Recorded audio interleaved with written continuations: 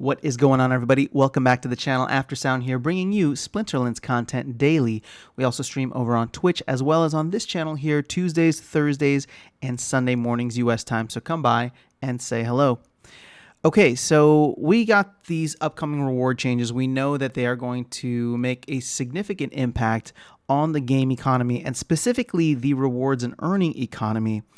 And from a DEC earnings perspective, I thought we should take a closer look at what kind of impact this could make and maybe even put out some educated guesses in terms of the numbers, right? So from a numerical standpoint, what we can expect in terms of an increase in overall rewards.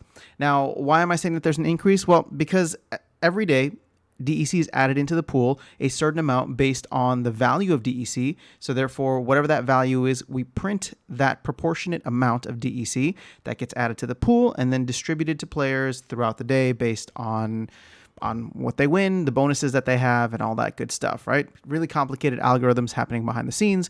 I'm glad I don't have to do that myself. So if we look at the current player base, which even with, it seems like the decline in potentially bots and decline in active players, people who are actually playing the game, we are still averaging over that 400,000 players per game. And actually, I can go ahead and just pull this up on Peak Monsters right now. I mean, we're still right there at the 399,000, right? And just yesterday or 2 days ago, we were over 412,000 to be exact, according to Peak Monsters. So I wanted to look at that and say, what happens if we take that 400,000 and then reduce it by the highest common denominator? And in this sense, that is going to be, in my opinion, so whatever has the highest circulating supply is going to be the Chaos Legion common cards. Now, even more so, these cards are currently part of the starter deck, and they will continue to remain in the starter deck, but in order to earn, you will need to actually have a single BCX copy at the very least to get something out of it. Now, assuming that all the cards can be, put into whatever capacity, it actually doesn't even matter whether they all go into the same account and when I say same account, it doesn't matter if an account has all of the splinters matched up or just half of the splinters fully maxed out. Or I shouldn't even say maxed out because you can get them at the single BCX level. But if all cards are being used, so therefore we look at the circulating supply and say that all of these cards are being used by accounts right now to earn, you can see here that, we range anywhere from 120,000 to maybe 150,000 for some of these cards. I would say for at least the top cards in here. Now, granted, these are probably slightly lower due to the fact that people are combining them, meaning that, obviously for higher level play, that's what they want. So therefore their circulating supply is lower, but I still want to use this number because it's, to me, at least a good educated guess on where this can go. Plus it makes the numbers a little nice and easy. So if we do kind of take this average of, we'll just say if the range is between 120 and 150 or 160, I would say let's go with 133,000. All right. So, and the reason for that is because that kind of folds very nicely into the 400,000. That is exactly 1/3 of 400,000. So 133,000 means that we would be reducing the earning player base, not the actual player base, but the earning player base by roughly 66%, right? We're essentially going down 2/3 of the way. So inversely, what does that mean if you are earning right now and that rewards pool is no longer going to be allocated to any of these other accounts? Again, these are rough numbers, and I know my math is, there's going to be so many other factors that play into this. This is more so just a thought experiment to play this out and what it could potentially look like from a very high bird's eye view macro level. So if you were to take that number, right, we reduce the earning player base by 1/3, then that would, in a sense, 3x whatever you're earning right now. Granted, the rewards update may continue to keep pushing the higher rewards up to the top. And I'm not even talking about rewards from chess, but just the way that DEC is structured as a payout. Because if you remember back to the bronze nerfs back in October, we went from like a squared to cubed in terms of how the rewards filter up. So if that is messed with again, then that could be tweaked even further to give the higher levels, or higher leagues, I should say, more earnings versus the lower leagues. But if that isn't messed with, and again, just looking at rough numbers here, whatever you are earning right now could potentially 3x. Now, the thing is, even with that, look, it would be exciting. I think in Diamond, I'm getting with a full ECR, I'd probably be getting like 7 DEC. So to get like 20 plus DEC would be kind of cool. But the problem is we are also seeing another decline in the value of DEC, meaning that less DEC is going to be printed as we get closer and closer to the peg.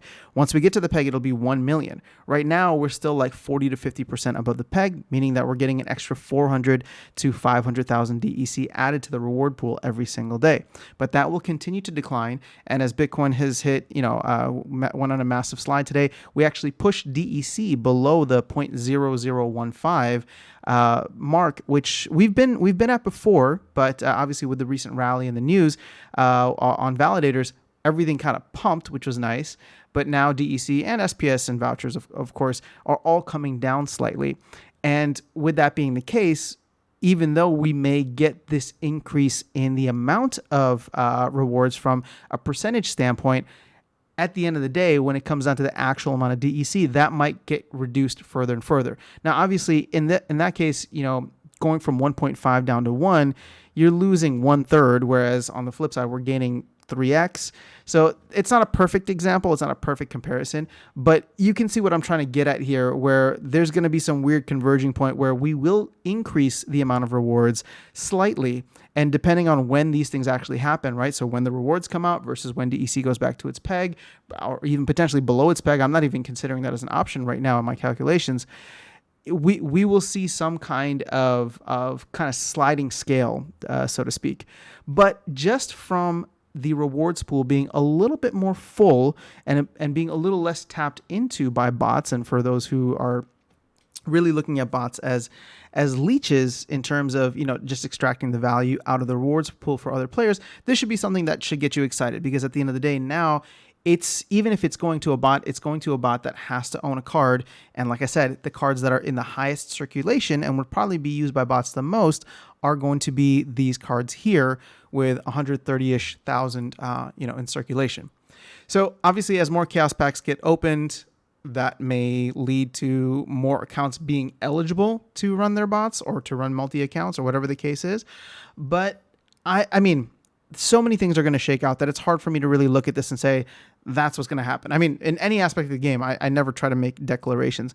All I'm trying to say is that if this plays out in a way and we look at what the limiting factors are right now, we could see a potential 3x before anything else is considered, right? Just on the basis of earning players, or the earning player base being reduced to the lowest common denominator, which is the Chaos Legion Commons. So that's all I have in this video for you today. Just something to think about as we go along here. I know, the struggle has been real in Discord, in my comment section, on Reddit, all the places where I'm active and talking to players right now. So, this rewards update is coming. It's not going to come, in the next couple of days. And, once we know the date, well, actually, it's not even that. We know when the two potential dates are. It's either going to be mid-May, which would be the season after this one, or end of May, which would be 2 seasons after this one ends. So 2 days, 11 hours, plus roughly another 30 days, 15 days per season. So it's coming, and it's a lot later than we all expected and a lot later than we all wanted. But, it is going to shake up the experience quite well. Now, this is what I'm trying to say, though. At that point in time, so much can happen in 30 days. There could be some kind of catalyst that maybe pushes DEC up. I'm not counting on it. There could be some kind of downward price action if Bitcoin continues to further nuke in this bear market that we are in. So either way, a lot can happen in the next 30 days. So we may look back at this video and it won't age well, but I guess that's why I'm trying to hedge my bets right now and just say there's still plenty of time before this even goes into effect. But looking at where the numbers are at right now and the slow pack sales and the slow pack openings, I'm pretty confident in saying that the limiting player base, or the limiting factor for this, is going to be the Chaos Legion Commons. And I don't see that number rising significantly over the next couple of weeks. So time will tell. That's all I have. Have an amazing rest of your day. I will catch you all in the next video, and I will see you around the game. Take care.